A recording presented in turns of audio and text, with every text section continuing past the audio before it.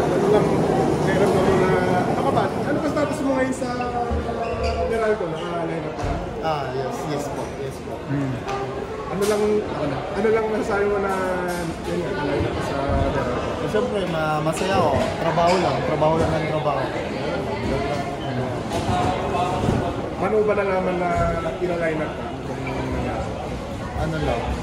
Sinabi lang din. Nagkantay lang ako. Di naman ako na-expect or kung basta gano'n lang. Dumating lang sa point na gano'n. Kaya stay ready lang lagi.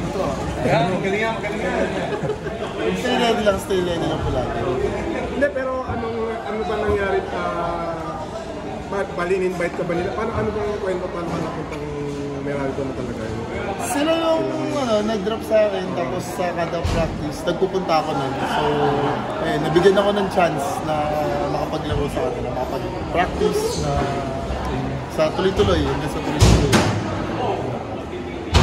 After ilang years ka ba, di pa sa New Era ka na? Yes. Pakwento lang saglit, after nung New Era mo, ano ba yung journey mo sa... naglaro din ako ng noon, after New Era, sa 3x3, PBA 3x3 din naglaro. MPBA, ayun, tuloy-tuloy na MPBA.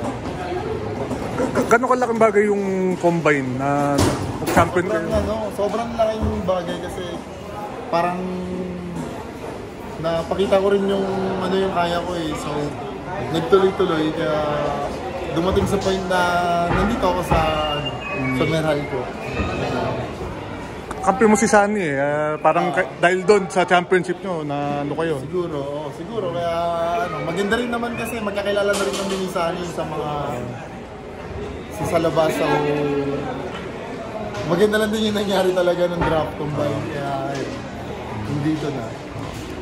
Hindi ka ba agad nagpa-draft sa PBA? Hindi. Timing lang siguro yung nangyari sa akin. Timing ko lang. So parang 28 na ako. So tinaray ko na rin. Kung anong mangyari, kung anong kalabasan. So ilang years after kang naglaro sa New Era, ilang years ka bago ka ng desisyon mag-draft?